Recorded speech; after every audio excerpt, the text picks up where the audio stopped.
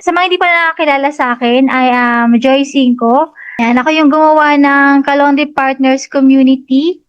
Actually, ang purpose ko lang nito nung ginagawa ko siya is para sa mga friend ko na nagtatanong kung paano mag-start ng laundry business. Hanggang sa dumami na ng dumami yung members. Kasi parang as a former teacher, parang gusto ko na rin makatulong sa mga nagtatayo or mga struggle, mga nahihirapan sa laundry business. So dito, we are not about competition. We are just helping each other. Lalo na yung mga, syempre, ako rin kasi na-experience ko before na wala akong idea sa pagpapatayo ng laundry business. Basta ang alam ko lang, gusto ko mag-laundry business. Ayan. So, target audience, okay. 1 year, no, Ma'am Kaina, no? Same, gusto mag-laundry pero zero idea. Yes, ganyan talaga kasi malalaman mo naman na talaga pag nagsimula ka na. Hindi mo kasi malalaman hangga't nag-iisip ka pa na nag-iisip kung paano ka maglo-laundry.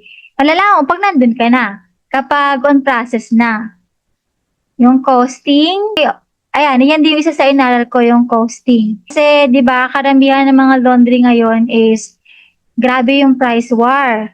So, papaano kung tulad ngayon may krisis, di ba?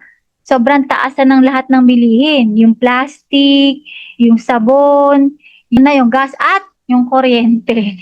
So, importante yan na may idea kayo. Pero, sad to say, hindi yun yung topic natin ngayon. Pero, baka next na webinar natin, itatakal ko din siya sa inyo. Ayan, ang purpose ko rito is for you to have an idea kung papaano nga ba mag-start ng laundry business. Kung ito based on experience ko, kung papaano ako nag-start ng isang laundry business.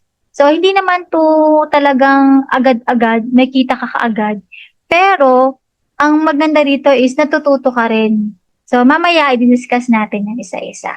Yung 8 steps to start our laundry business. So, ready na ba kayo? Are you ready? Type yes kung ready na kayo.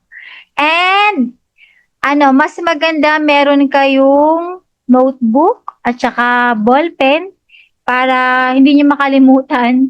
At saka, mas maganda after nito, ma-execute nyo na siya. Tuturuan ko kayo paano kayo magsimula. Kasi dyan din ako nag-start. Sobrang struggle. Kasi sobrang, di ba, ang mahal ng mga packages ng mga laundry business. Pero, i-guide ko kayo kung paano. Kasi katulad nyo rin ako before na gustong-gustong mag-business pero walang puhunan. Pero possible yun. Pwede yun. Mag-business sa walang puhunan. Ano kaya yun, ma'am? Basta mamaya tuturo ko sa inyo kung paano. Yung mag-business sa walang puhunan. So, ready na kayo? Type exam ko, excited na kayo? Alright, so let's start na tayo. So, here are the 8 steps to start your laundry business. Bukod sa founder ako ng laundry business, laundry partners, rin ako, laundry business owner din ako syempre.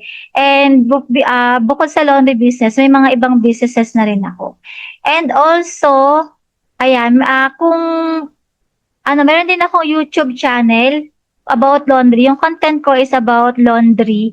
So, pwede nyo siyang panoorin sa YouTube. Pangalan ko doon is Mary G5. So, siguro isa-send ko na lang or actually, pinapost ko siya doon sa group natin yung mga vlogs na ginagawa ko about laundry business. So, I give ideas, I'm sharing my skills, experience, and journey owning a laundry business. Ayan.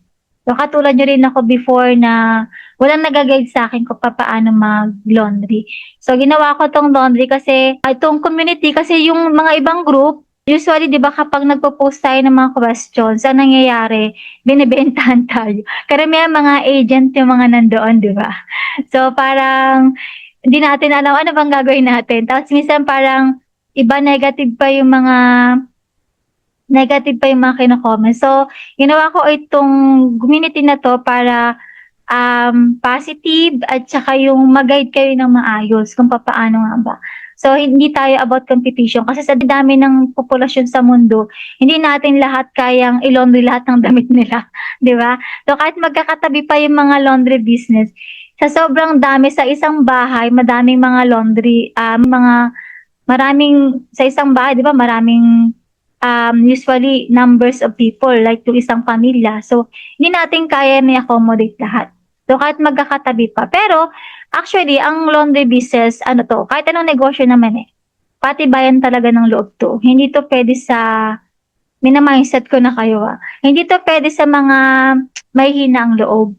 So kung nag-laundry, dalawang klase lang naman kasi kung bakit kayo magtatayo ng laundry, di ba? Or ng kahit anong business naman. Una, ano ba yung purpose ninyo? Ang purpose nyo ba is for retirement?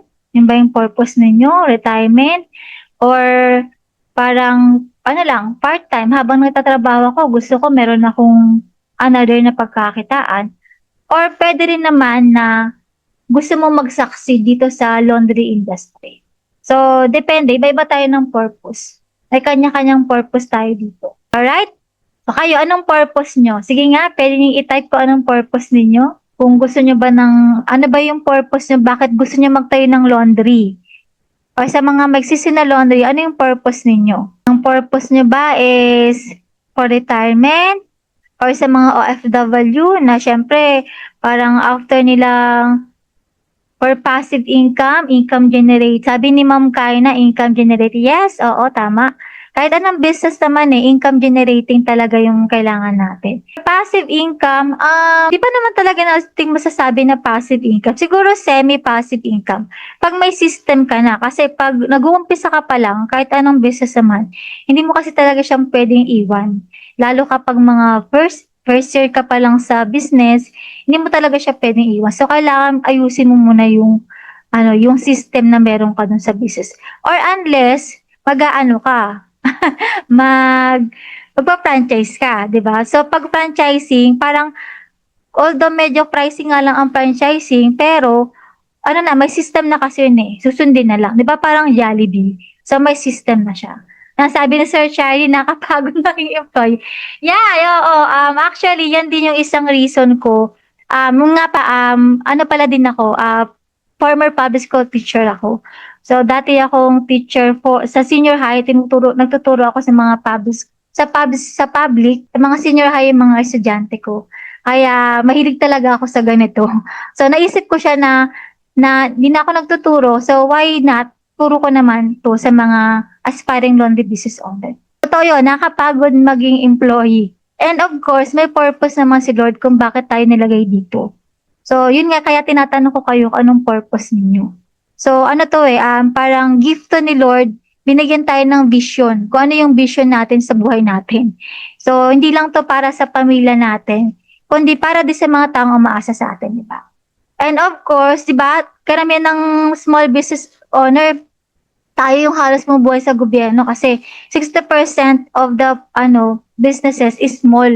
Kaya lang sobrang taas talaga nung tax. Alright, so are you ready? Kanina pa, no? Di pa nakikistart.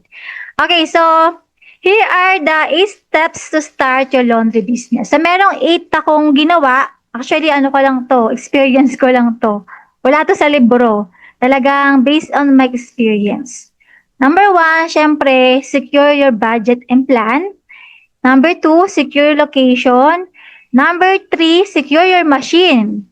Number 4, installation. 5, legal and permits. 6, hire and train staff. And 7, market and launch. And of course, number 8, huwag nyo tong isa-set aside talaga. Pinaka-importante is yung emergency fund. Alright, sige nga, ano dyan yung gusto nyong matutunan? Yung sa 8 na yan, ano yung pinaka-gustong-gusto nyong malaman? Sa 8 na yan. Market and launch. Okay, sige, mamaya. Pupunta tayo dyan sa market and launch. Sabi ni Ma'am Kaina. Alright, so number 1, syempre, you have to secure your budget and plan. So dapat, syempre, pag magtatayo ka ng kahit anong business naman, kailangan may budget. Yung, magkano ba yung kaya ninyo? Hanggang magkano yung kaya ninyo? So, tsaka ano ba yung plano ninyo? Kaya nga tinatanong kayo, di ba kanina, kung ano ba yung purpose ninyo? So, syempre, in securing your budget and plan, you have to know your capital. Ito yung isa sa mga, problema sa mga laundry business. Yung ng mga nangungutang. Na which is, kung nagsisimula pa lang kayo, kahit anong negosyo, wag na wag talaga kayong mangungutang. Kasi ano yun nga 'di ba si Ma'am Kaina, sabi niya kanina is 1 year na siya sa laundry business pero there are times pa rin na parang zero 'di ba sabi niya will help customer na hindi masakit sa bulsa 'di ba? So there are times pa rin talaga na zero 'yan. 1, 2, 3 months, may mga 0 days ka pa diyan. Tapos kung isusugal mo lang yung mangungutang ka ng monthly, may babayaran ka, wag mo nang gawin. Wag mo nang subukan. Sabi nga, 'di ba, ni Duterte, wag mong subukan. Sorry sa mga anti-Duterte. Sample lang naman 'yun. Wag niyo akong awayin. So, know your capital hanggang magkano lang yung kaya mo. Ito kasi yung nagiging problema kapag tayo ng business, iniisip agad natin capital, di ba? Ay, tulad ko before, gano'n naman din ako before, tulad ninyo. Kasi marami ako nakikita lumalabas sa Facebook ko before na ang capital nga is 500,000, million. So sabi ko, parang hindi ko yata kaya. So parang nadi-discourage ako na magtayo ng laundry kasi nga hindi ko kaya yung ganong kapital. Pero kayang-kaya yan. Depende kung magkano yung budget nyo. So, kailangan share ko lang yung story ko Nag-start kami ng laundry business. Actually, resign na ako nun sa pagiging teacher. Yan, sabi ni Sir Charlie, lahat po kasi nag-DIY po ako. Kung sino-sino pero tatanungan ko. Buti na lang, nilapit ako ni Lord kay Ma'am Joy. Ay, thank you so much, Sir Charlie. Kahit hindi ako willing to help talaga siya. O, diba? So, thank you so much. Ayan, yung tanong ni Ma'am Michelle na okay yung second. Actually, lahat yan okay. Okay yan lahat. Pag nagsisimula kayo. Second hand, manual, okay yan. Basta kung magkano lang yung budget nyo, pagkasyahin nyo siya. Kasi share ko nga sa inyo before na kung nakita nyo, may post ako dun sa group natin, sa community natin, kung paano ako nag-start. Nag-start ako noon na design na ako sa pagiging teachers noon. Pero meron kaming water station. Pero yung water station namin, sobra ang laki ng expenses. Kasi nga, kailangan mo ng driver, kailangan mo ng tao, and of course, kalahati ng tubig na di ba tapon. So, inisip namin ng husband ko na magtayo kami ng laundry business. Sabi ko, paano? Wala naman tayong ganong kalaking budget. Ang ginawa namin, nagbenta kami ng tricycle namin. Yung mga may prangkisa, ang benta namin sa 200,000 plus. Pero ang nagastos lang namin nung nagtayo kami ng laundry is mga nasa 150,000 lang. Kasi bumili kami ng machine kung magkano lang talaga yung budget na hawak namin. Pinagkasya talaga namin siya. Hindi kami nagrenta ng nag-start kasi you have to start small. Hindi pwedeng malaking kapital mo agad. Hindi talaga kaya yun. Start small ka muna. Huwag muna kayo magre-rent. Sa bahay muna kayo. Or pwedeng kausapin yung kamag-anak ninyo. Yung medyo malaki yung space sa harap. 'Di ba? Sa bahay nyo. Or tapos ang pang-machine na binili namin noon. Kaya nga 'di ba meron dito, choose your business model. Ano bang model? So nabanggit nga ni Sir Charlie, nag-DIY siya. So same kami. Nag-DIY lang din kami, do it yourself. Kasi wala nga kaming kapital na 500,000 or million. So good thing naman si husband is meron siyang experience sa plumbing. And ang binili ko rin na dryer is electric dryer. So pag electric dryer, wala kang masyadong ikakabit doon ng mga exhaust fan, ng mga gas line, hindi ka bibili ng gas, electric lang talaga siya. So nag-start ako sa dalawang automatic yung AWM, automatic washing machine, yung front load, sa Abenson lang kami bumili, and isang dryer. Doon kami nag-start, electric dryer. Kaya nga sabi ko, choose your business model. Ano bang gusto ninyo? Pagkasya nyo yung pera ninyo. Or kung may budget naman kayo, for example, meron akong budget na 1 million. Huwag nyo pa rin siyang isugal. Much better na start small muna kayo. Kasi aralin nyo pa siya Titingnan nyo pa kung kaya nyo ba.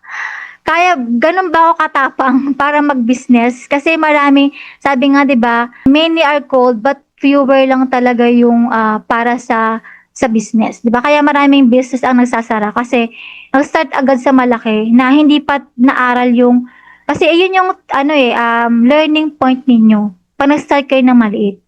Doon lalabas yung pagiging entrepreneur mindset, yung pagiging resilience ninyo, kung susuko na ba kayo, ilang months pa lang, sasabihin nyo na 6 months pa lang kayo, sabi wala po, may iba naman nagpo-post. 6 months pa lang, 6 months na kami pero wala pa kami. Malamang, hindi pa talaga kayo mag-ROI niyan. 3 years ang minimum ROI.